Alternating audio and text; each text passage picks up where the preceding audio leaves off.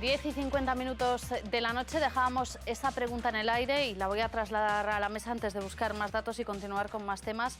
¿Están correctamente dimensionados por el número de urgencias que se atienden las plantillas de estos servicios, de los servicios de urgencias en Galicia?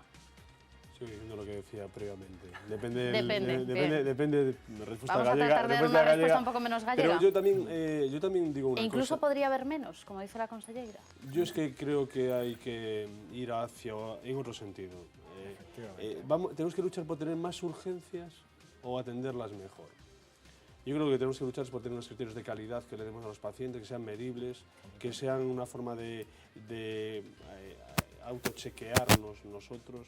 Y yo es que no entiendo que haya que tener menos médicos de urgencias, menos enfermería. Yo creo que tenemos que luchar es que a los pacientes les atendamos con unos niveles de calidad determinados, que definamos previamente. Vuelvo a decir, estos mínimos criterios básicos de los servicios de urgencias, que también están recogidos ahí. Creo que tenemos que definir qué atención le queremos dar a los pacientes y eso es lo que tenemos en nuestro objetivo. Nuestro objetivo no es ser más ni menos, es atender bien a nuestros pacientes, que es nuestro objetivo básico. Y creo que hablar sobre dotaciones y todo eso depende de la estructura que tengamos, de los circuitos que tengamos establecidos, de los drenajes que tengamos, de muchas cosas, ¿no? Tener un paciente 34 horas en el servicio de urgencias requiere como mínimo más trabajo de enfermería, de auxiliares, para tener esa gente, además de médicos que estén pendientes de esos pacientes, ¿no? Eso depende A ver, ¿alguien me da una respuesta un poquito menos gallega? No, sí, no, realmente, tanto Manuel como Rosendo y creo que Cipriano yo diría también. que la demanda, vamos a ver, el hecho de que yo diga que se culpabiliza al paciente y de que es necesario mejorar los recursos, no significa que yo no crea profundamente que la demanda elevada de los servicios de urgencia sea la constatación de los errores que tiene el sistema. O sea, probablemente si el sistema corrigiera aspectos estructurales y funcionales, la presión sobre los servicios de urgencia se reduciría de manera dramática y muy importante. Es decir, es la trinchera, como se decía, el sitio donde los déficits se corrigen y donde las deficiencias van a acabar y donde los temores de los pacientes.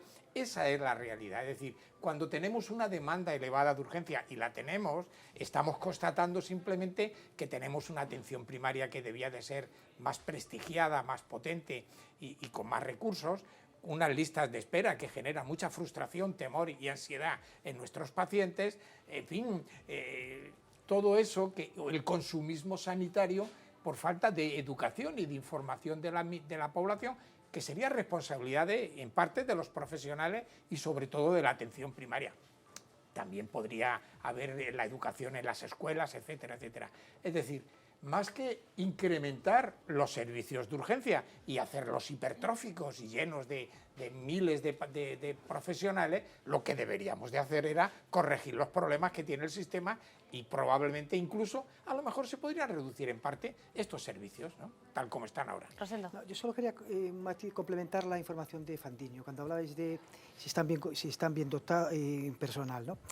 A ver, y eso a veces a veces no se tiene en cuenta. Es cierto que unos ratios de atenciones por profesional excesivos deterioran la calidad de la atención, pero lo que no se dice es que unos ratios bajos también la deterioran. O sea, los profesionales de la salud necesitamos masa crítica para estar entrenados. Es decir, nadie reanima bien si haces una reanimación cada 2 años. Pero habrá un término medio. Hay unos ratios, entonces, pero no es bueno tener más profesionales que esos ratios. Dice que si el ratio es tener en un servicio 2 personas de guardia, no es bueno tener 3. A la larga es malo. Es tan malo como tener de menos, porque esa persona pierde un PAC o un servicio donde y que haya alguno donde tienes 2 atenciones o 3 por la noche o las atenciones son mínimas. Y si hablamos de ratios, lo digo por dar un dato que nos daba el compañero desde Vigo, desde el Hospital de Vigo. Si tienen 6 profesionales de día y 4 de noche para atender 200, 250, ¿esto es lo habitual? Yo ahí se lo dejaría que con los profesores. ¿Es lo habitual? Sigo opinando que 250 personas, si alguna tiene que esperar 6, 8 o 10 horas, esa urgencia se puede transformar en una emergencia. Es que realmente es así. no puedes ir con, no sé, el sistema de triaje tiene que funcionar 4 personas o 6 personas con esos ratios de pacientes en un hospital, a mí me parece una barbaridad. ¿Lo es? ¿Es una barbaridad? Yo creo que lo que hay que ver, cada servicio de urgencias es Claro. de una forma diferente. Los servicios de urgencias tienen una huella digital, que es la forma de los pacientes que vienen, cuáles tienen el nivel rojo, el nivel de máxima prioridad, el nivel amarillo, el nivel naranja. En base a eso se hace una serie de circuitos. Un paciente rojo pues requiere mucho tiempo, depende incluso del hospital que tengamos. No es lo mismo tener un hospital terciario, como puede ser el de Vigo, o el de Coruña, o el de Santiago, un hospital terciario en el cual tienes grandes recursos que te dan apoyo, es decir, que tienes una UCI, que tienes unidad de coronarias, que tienes muchos recursos para ti, que un hospital comarcal. Un hospital comarcal en el cual tienes que resolver tú el paciente, estabilizarlo, y después diagnosticarlo, estabilizarlo y después lo trasladas tú. Aquí a lo mejor atender a un paciente crítico puede llevar 90 minutos, en cambio en un hospital terciario menos. En base a eso, por eso es complejo en cierta medida decir este número que parece deficitario, es deficitario realmente. Porque lo que hay que ver es la huella digital, cuántos pacientes rojos vemos, cuántos naranjas vemos, cuántos amarillos vemos, cuántos verdes y azules vemos, es decir, prioridad 1 a 5. En base a eso sabemos cuánto tiempo le dedicamos, sabemos que un paciente en naranja nos puede llevar en torno a 40 minutos aproximadamente y un amarillo.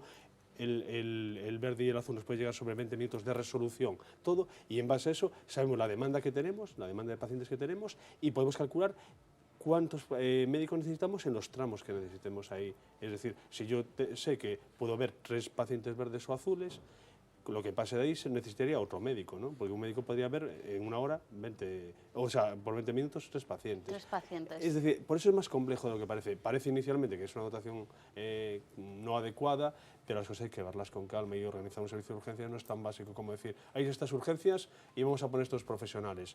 No es tan sencillo, depende lo que necesitemos, depende qué observación tengamos, depende si tenemos rapidez en llevar a planta esos pacientes. Hay una serie de intangibles que son tangibles que nos pueden artefactar un poco el cálculo Bueno, profesional. lo que queremos calcular también es por qué vamos a urgencias. Paula, ¿cuáles son las patologías más habituales que hacen que una persona se decida ir a urgencias en un hospital? Muy buenas noches otra vez. Pues vamos a intentar responder a esa pregunta. No es fácil porque desde el Sergas no tienen un estudio, digamos, que hagan público, probablemente tengan los datos, pero los tienen a nivel interno. Por lo tanto, hemos cogido un informe del Hospital San Carlos de Madrid, desde la Sociedad Española de Medicina de Urgencias. Nos dicen que son datos muy extrapolables al resto de hospitales, pero obviamente les pedimos precaución a la hora de atender a estos datos. De todos modos, según este informe, la mayor parte de la gente que acude a urgencias va por malestar general. Ese dolor, ese malestar general que nos hace directamente ir allí y no sabemos muy bien por qué. Bueno, un 17%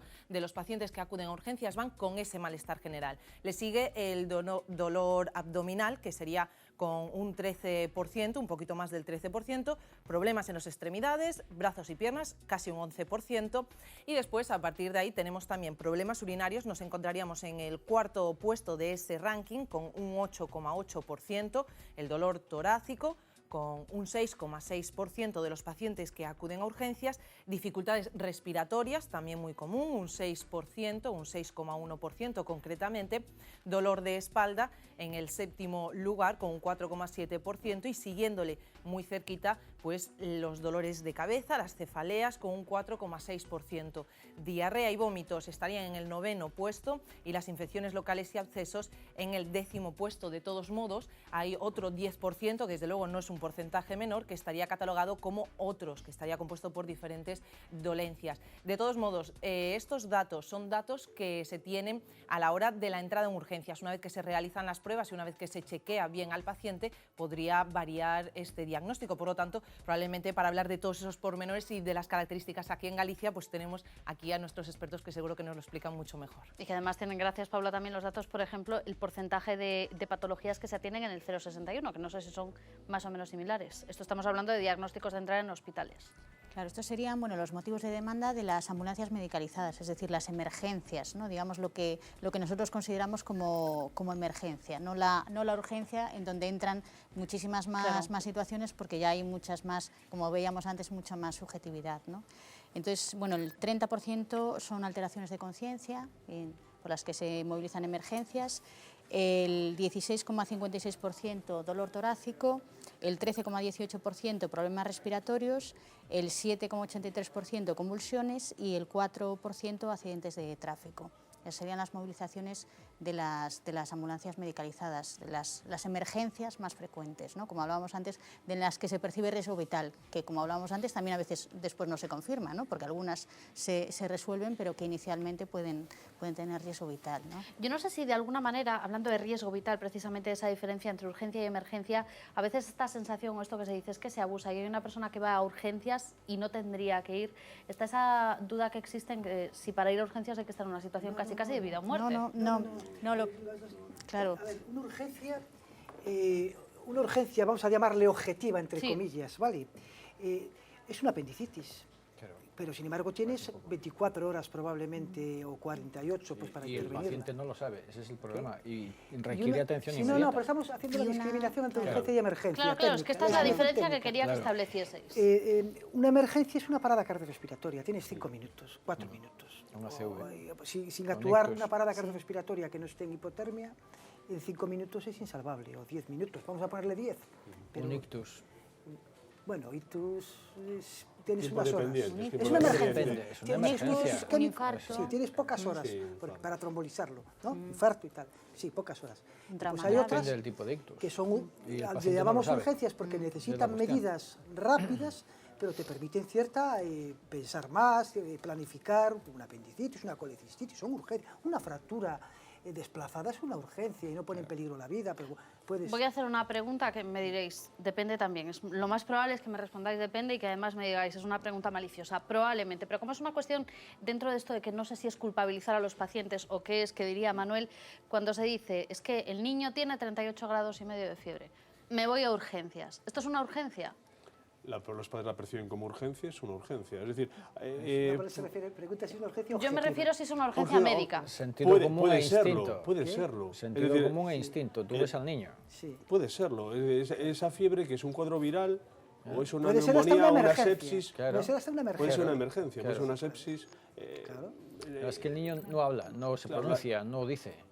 La fiebre solo es un síntoma. Lo digo porque síntoma, normalmente es aparece el ahí, ¿no? ejemplo que se pone también desde determinados sectores profesionales para decir, no debería ir a urgencias con esto. Espere ir al médico de cabecera, Manuel. Ya. El problema es que puede haber 20, 30 personas con fiebre que puedan no ser nada. Claro. Quiero decir que puede ser una patología banal que se puede resolver pues, con medidas muy básicas y sin necesidad de hacer intervenciones. Pero es que a lo mejor alguna de esas fiebres, basta que haya una o dos en un Se puede conjunto, convertir en una emergencia, se puede, como y decía se Rosendo. muere. O el niño tiene Claro. una meningitis, o el niño tiene no sé qué. Claro, yo creo En que- definitiva, ese es el problema. El problema de poner barreras en el acceso a los servicios no racionales, sino basadas en vamos a poner freno y coto con medidas como el pago, como etcétera, pues supone problemas de irracionalidad. Yo creo que hay que adoptar medidas racionales. Yo no digo que sea bueno que vayan los padres con niño con fiebre a las...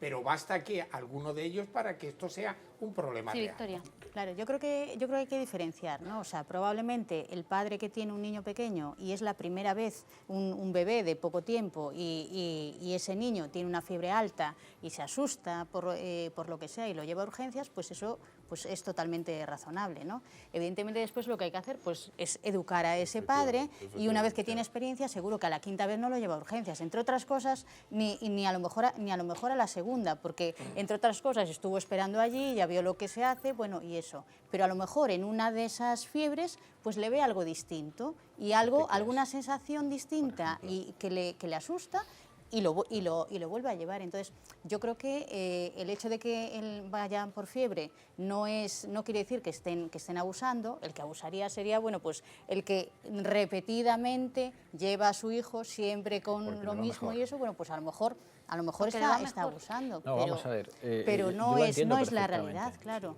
O La- sea, normalmente no es así, ¿no? Sí, Rosendo. A ver, uno de los grandes problemas objetivados cuando estos países incluyen el copago en urgencias, el copago tiene unos objetivos, tiene una efectividad en determinadas circunstancias, Hombre, si son 100 euros como en Irlanda, bastantes.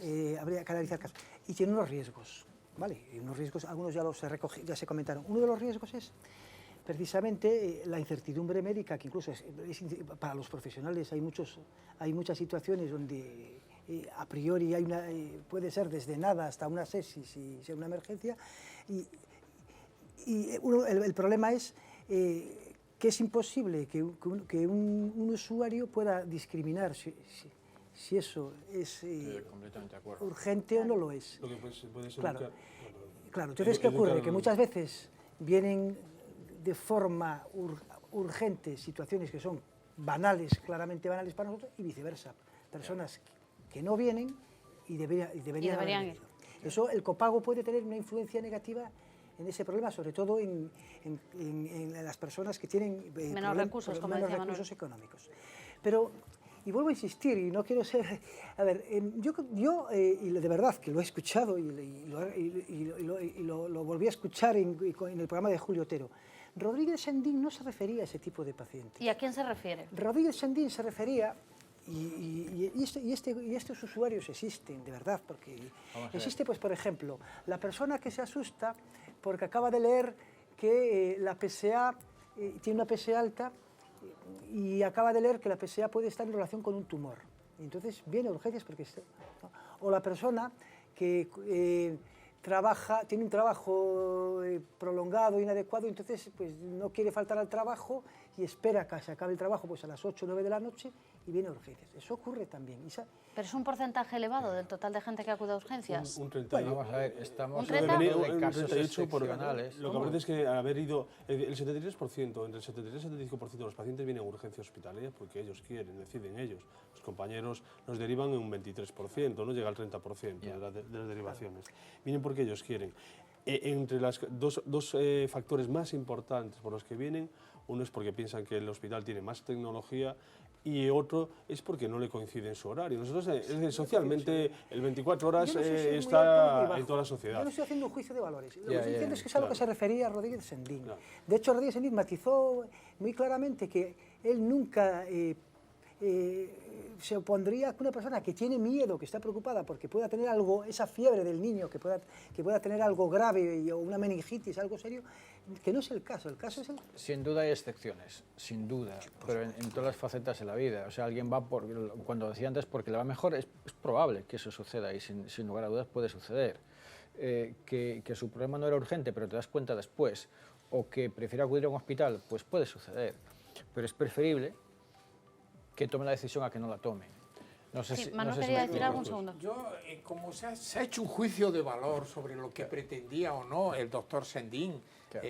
líder de la Organización Médica Colegial, pues yo también puedo inferir o deducir que a lo mejor lo que el señor Rodríguez Sendín está haciendo es darle un capotazo político a la señora ministra de Sanidad, que en las situaciones actuales, que en momentos actuales, pues hombre, está necesitada de algún apoyo profesional, porque ya sabemos que hay un tremendo malestar en el sector que se objetiva en movilizaciones, huelgas y todas estas historias.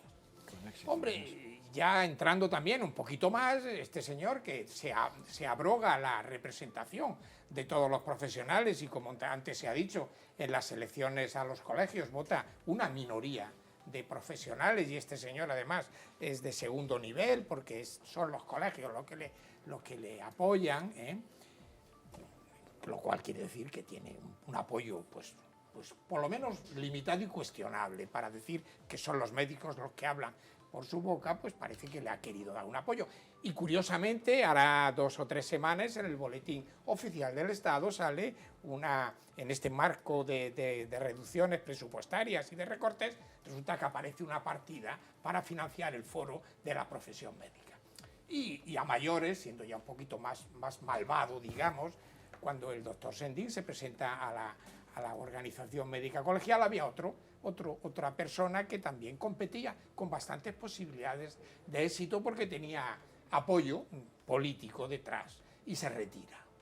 Bueno, podemos decir que a lo mejor el hombre no se explicó bien, o podemos pensar que a lo mejor porque la señora ministra, al cuarto de hora de haber dicho esas declaraciones, dijo que iban a estudiarlo en el ministerio. Es verdad, para ser totalmente objetivos y tal, es verdad que la consellera ha dicho que no.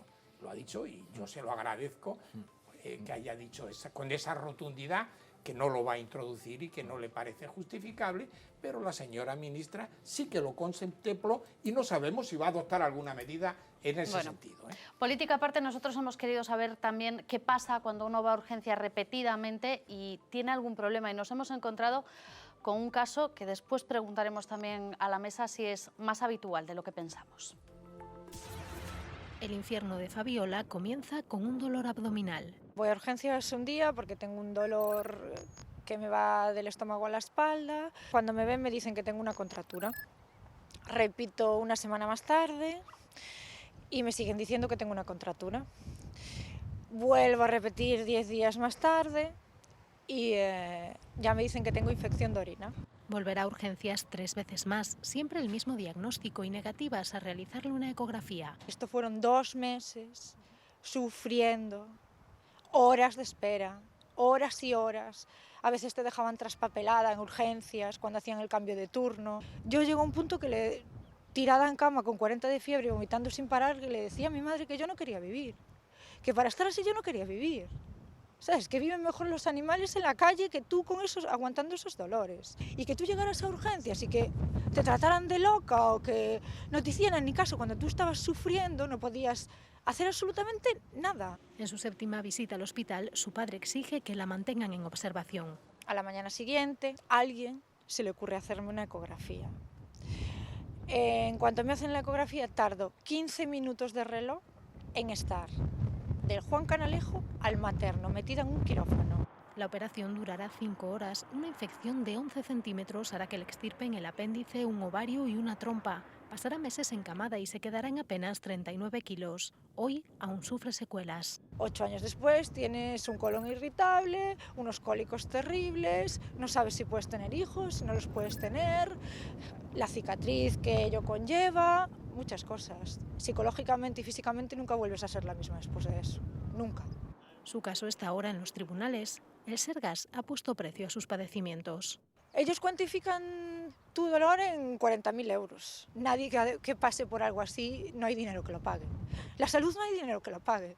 Yo sé que nunca voy a tener buena salud. Yo tengo que despertarme y pensar a ver si hoy voy a tener buen día o si voy a tener dolor. Fabiola ha suscrito un seguro privado. Ya no se fía de la sanidad pública. Les da igual. Somos números, no somos ni personas ni nada. Les da igual que estés mal, que estés bien. La sanidad por la que pagamos no puede ser esta. Terrible el caso de Fabiola. Cipriano, aquí hay un reconocimiento de mala praxis por parte del Sergas. Expresa, sí. Y le conceden por todo el daño que lo reconoce la consejera en una resolución, diciendo, efectivamente, lo hemos hecho mal, nos hemos confundido y la vamos a indemnizar con 40.000 euros. Es lo que ha dicho Fabiola, ¿no? Ahora el caso está pendiente de una sentencia porque, evidentemente, como ella bien dice, el daño no hay quien lo pague. Pero Fabiola no sabe si es estéril, ha perdido un ovario, ha perdido una trompa, tiene una cicatriz horrible. Ha ido 6 veces por urgencias, no en el plazo de 2 meses, en el plazo de 1 mes. Y cada diagnóstico era más peregrino que el anterior, hasta que a alguien se le ocurre hacer una ecografía. ¿De acuerdo? Y finalmente le diagnostican la dolencia que tiene y ya la intervienen de urgencias. Le salvaron la vida. Le salvaron la vida, pero era un diagnóstico que se podría haber solucionado el primer día con que simplemente la viese un especialista y le recetase antibióticos. O sea, los peritos dijeron eso de forma clara en la vista oral en el juzgado, ¿no?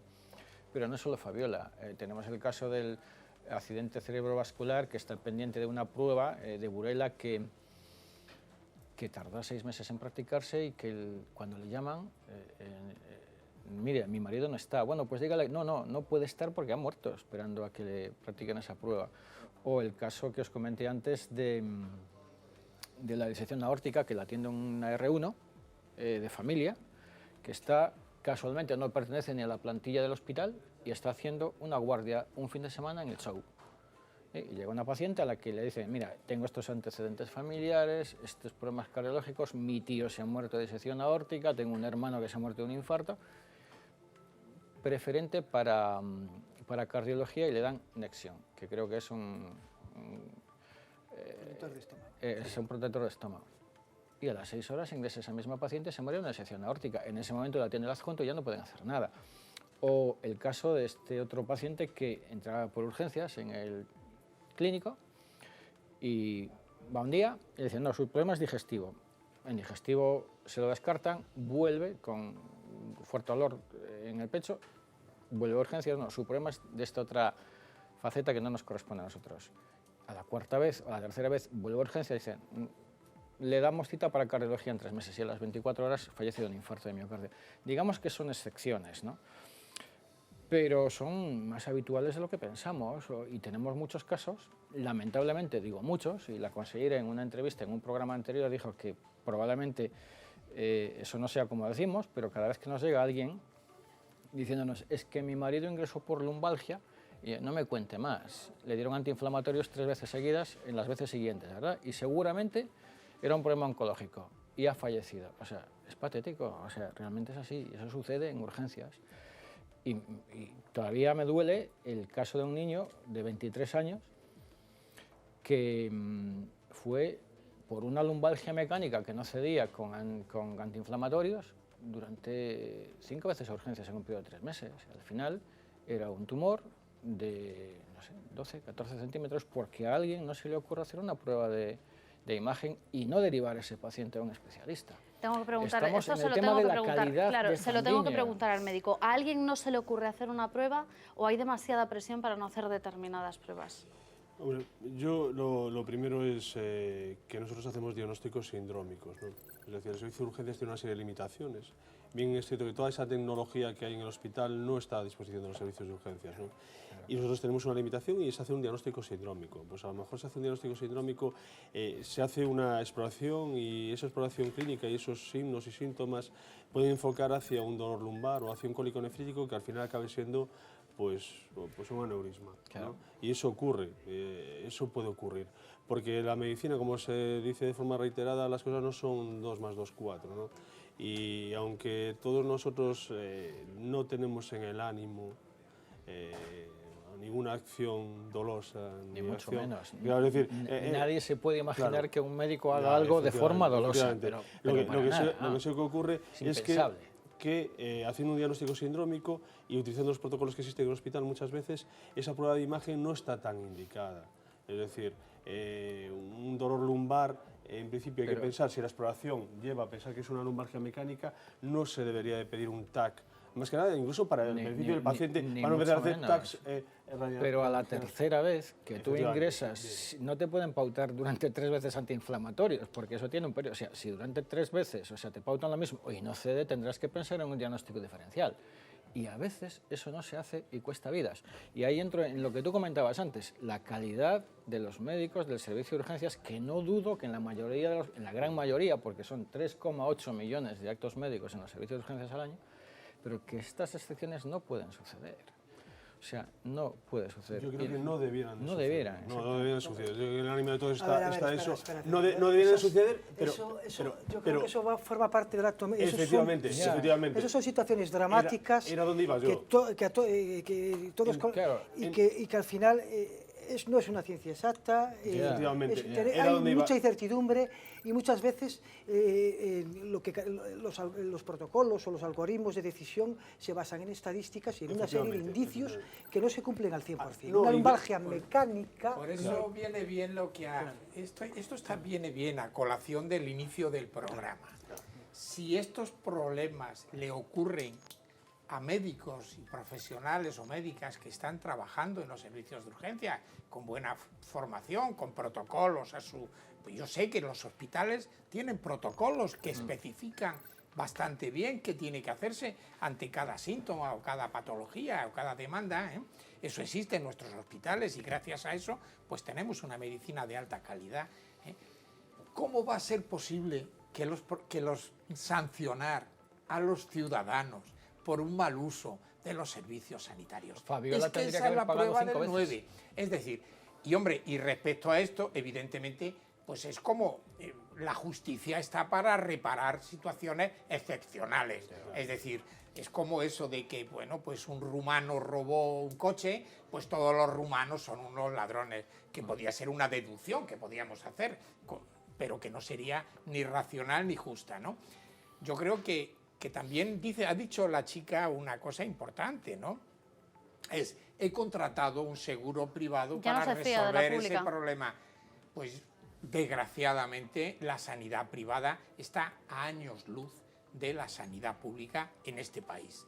Las limitaciones que tienen los seguros en cuanto a la casuística, a los problemas, a los propios recursos con los que cuenta, a la calidad y la dotación y el equipamiento de los seguros es infinitamente inferior a la de los servicios públicos. Por tanto, me parece que no sería una buena opción decir, bueno, pues voy a contratar un seguro privado y eso desgraciadamente es lo que está ocurriendo.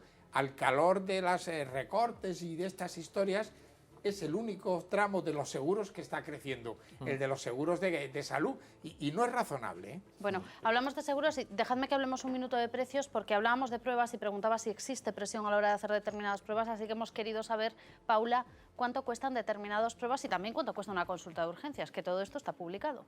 Pues es público para todos. Obviamente aquellos que tengan derecho a la sanidad pública pues no tienen que pagarlo, simplemente consta pues para aquellos momentos en los que tengan que pagarlo terceras personas, pero vamos a hacer un repaso porque nunca está de más saber cuánto cuesta realmente lo que hacemos en la sanidad pública. De hecho, algunas de las cifras pueden ser incluso llamativas y un poco pues llama la atención precisamente. Vemos ahí consulta de atención primaria, 68,90 euros. Cada consulta de atención primaria, ese es el precio que le pone la Xunta. Si estamos hospitalizados una noche en el hospital, una cama en ese hospital, 526 euros al día. Si estamos en la UCI o similar, en vez de estar en planta, entonces costaría 1.136 euros al día. Urgencias, vamos a urgencias. ¿Cuánto cuesta ese ir a urgencias? 359 euros con las pruebas pertinentes y si además requiere el uso de quirófano, entonces estaríamos hablando de 1.000 euros. En caso de accidente de tráfico, atender a un lesionado por accidente de tráfico ascendería hasta los 231 euros. En tratamientos, por ejemplo, la quimioterapia para tratar el cáncer, 184 euros cada sesión y además habría que incluir la medicación. El trasplante de pulmón es el trasplante más caro. Hoy por hoy estaríamos superando los 100.000 euros. Una ecografía, una simple ecografía, podemos decir, pues estaríamos en 171 euros. Y una mamografía tan necesaria y tan útil, pues estaríamos en los 120 euros. Por lo tanto, unos precios que llaman la atención, por lo menos a mí me llaman la atención, obviamente, desde la ignorancia de aquel pues, que no los conoce. Claro, son datos publicados en el DOGA, son los datos oficiales, cifras oficiales que publica el DOGA. ¿Y mover una ambulancia del 061, Victoria, cuánto cuesta? Pues mover una ambulancia del 061, yo creo que anda sobre los 500 euros, más o menos. Y se mueven con ese millón de llamadas, decías que no se mueven evidentemente en todas las situaciones, en cada llamada del 061, pero ¿cuántas se mueven aproximadamente al año? Pues ambulancias básicas se mueven pues 224.000 veces, las ambulancias medicalizadas 17.272 veces. Bueno, nosotros hemos estado con una de ellas, ha ido precisamente nuestra compañera Paula González con una de esas ambulancias para saber cómo es el día a día de esos profesionales que viven en esas urgencias, en este caso móviles. Mañana tranquila en el 061 de Pontevedra. El sol anima a estar fuera, pero las 24 horas de guardia que les quedan por delante dan para mucho. Televisión u ordenador son algunas de las opciones para matar el tiempo, hasta que, en el peor momento posible, suena el móvil. Hay que apurar los últimos bocados antes de ponerse en camino. Mira, es una señora de 83 años inconsciente que no responde estímulos, aunque parece que respira. Pues nada, vamos allá, ¿no? ¿A cuánto tiempo estamos? 15 o así, ¿no? 15. Vale, ahora nos van a salir aquí ya datos de la señora. En el futuro vamos a estar interconectados con los ordenadores del hospital, por así decirlo, y vamos a tener más información incluso del paciente, ¿no? En cuanto sepamos los nombres. Bien, en la ambulancia vamos médico, DUE y 2 técnicos. Y hay días que llevamos también un médico interno residente de familia. Yo en mi experiencia no hay ningún factor que sea decisivo, ¿no? A la hora de saber si va a haber más servicios. Hombre, a lo mejor los sábados hay más, puede que haya más emergencias los sábados, ¿no? Llegamos al lugar de la emergencia, pero la ambulancia no consigue pasar. Toca coger todos los instrumentos necesarios y apurar el paso. ¿Sí están arriba? Sí, en la segunda puerta por la derecha. Cuando llegan los sanitarios, la señora se encuentra ya mucho mejor. Se trata de una señora que ha tenido una pérdida de conocimiento, un síncope, probablemente debido al calor, y ahora ya se encuentra bien. La vamos a trasladar a Montecelo en una ambulancia convencional, una ambulancia asistencial, para que le hagan una analítica y la vean así un poco, la tengan en observación un tiempo. Así que con todo se vuelven para la ambulancia, donde esperan a que lleguen el resto de profesionales, que llevarán finalmente a la mujer al hospital. Terminó esta intervención, pero probablemente no será la última del día. Sobre 4 o 5 emergencias diarias. Aunque no todas son emergencias. A veces la gente llama y ve la situación de una manera muy diferente a lo que en realidad está pasando. Entonces, se agobian y nos llaman y luego llegas allí y pues ves que afortunadamente pues no era para tanto, ¿no? Pero bueno. Vuelven a la base a esperar la siguiente llamada. Quizás esta vez les dé tiempo a comer algo rápido. Pues afortunadamente en este caso no pasó nada, pero sí me gustaría preguntar, Victoria, por lo que decía este médico, este sistema, digamos, de organizar o que los propios profesionales en una ambulancia del 061 puedan tener toda la información del paciente. Sí, efectivamente, eso es un programa, bueno, es un proyecto piloto con la informática embarcada que estamos haciendo. En esos momentos funciona en dos de nuestras ambulancias ya. Y además ahí, bueno, pues con eso nosotros lo que hacemos es que la información que viene desde la central, con los datos del paciente, pues ya la tenemos integrada, y en un futuro lo que vamos a hacer es integrarla con la información de atención primaria y de urgencias, ¿no? Entonces lo que vamos a tener es un episodio del paciente. Si entra por la urgencia, ya por el PAC, ya estaría la información de lo que se le ha hecho, después la información del 061 y la información de urgencias. Y además se tendría acceso rápido a los episodios previos, si ha ido más veces. Bueno, lo que hablábamos antes muchas veces, a veces la información es fundamental para el profesional, ¿no? Porque a veces el profesional no sabe qué fue lo que pasó, qué vieron la anterior vez, cómo estaba el paciente y eso. El tener información previa de que el paciente ha ido pues 3 o 4 veces, de que ha sido atendido, cómo era el electro previo, cómo era tal, si hay algún cambio, esa información tenerla registrada, yo creo que es fundamental y va a ser un paso pues muy importante para mejorar la asistencia a los pacientes. Bueno, nos queda muy poquito tiempo y como antes Rosendo decía, hay que distinguir entre urgencia y emergencia. Las palabras son importantes y a nosotros nos gusta abrir el diccionario todas las semanas para saber cuáles son las diferencias entre las palabras que utilizamos. Una urgencia, en cualquier ámbito de la vida, es un asunto urgente. En la sanidad designa una necesidad de pronta atención. El plural de este sustantivo, urgencias, da nombre al servicio de los hospitales y otras entidades sanitarias donde se atiende a los enfermos y heridos graves que necesitan cuidados médicos inmediatos. La voz urgencia procede del latín tardío urgentia, que significa apremio, urgencia. Y quienes sufren una urgencia y acuden a un servicio de urgencia son los pacientes, palabra que tiene en su origen un verbo latino que significa padecer, sufrir. Paciente es la persona que se halla bajo atención médica, además de la que es o va a ser reconocida médicamente. Pero paciente también es, paradojas de la vida, quien tiene paciencia. Y si hemos de fiarnos de las noticias de prensa, ambas circunstancias concurren en quienes pueblan las salas de espera de los servicios de urgencias, donde la atención puede retrasarse más de lo que desean quienes la prestan y quienes pacientemente esperan para recibirla. Una recomendación de los médicos más escrupulosos: eviten el empleo de emergencia por urgencia, fruto de la contaminación del inglés emergency, que significa urgencia. En español, una emergencia es un suceso o accidente que sobreviene, pero el impulso anglófilo es tal que ya está desplazando a urgencia. Salud y buenas noches. Pues esa es la diferencia entre urgencia, emergencia y la paciencia también que tienen los propios pacientes, sean o no, como decíamos antes, de los que deben ir o no deben ir a urgencias. Que esto, de todas formas, como decía José Manuel, a ver quién lo mide. Efectivamente. Yo creo que los profesionales vamos a atender a toda la urgencia y la decisión será una decisión de política sanitaria, ¿no?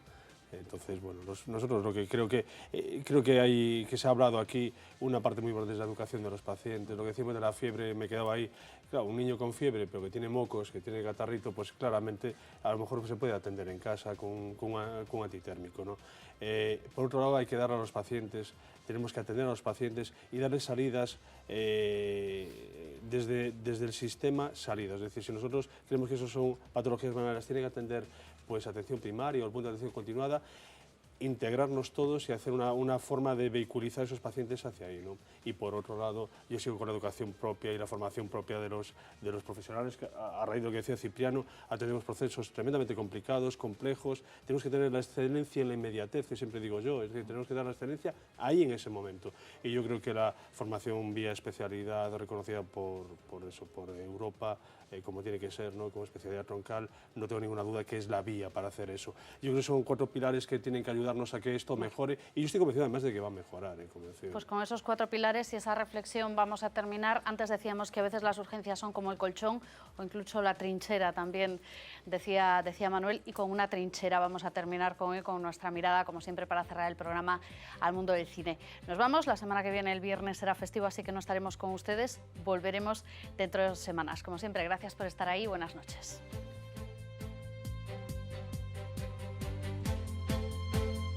Estoy plenamente satisfecho. ¿Control de sangre? Bien. Ah, no, esta es la segunda vez en esta semana. Vaya, me he quedado a mitad. ¿Y quién no se ha quedado a mitad? No encuentro las gasas. Déjelo, ¿dónde las íbamos a meter? Esto se ha obturado. ¿Alguien está pisando el tubo? A ver, esas linternas. Ya vienen, ya vienen. Bienvenidos, caballeros. Cuando las luces se vuelven a encender en todo el mundo. ¿Ves lo suficiente? ¿Qué remedio? ¿Va bien? Ok, Pater. Supongo que se refiere a si va a vivir. Sí, claro. Vivirá. ¿Cómo sigue el control de sangre? Bien, bien. Pinzas y gasas. Aquí.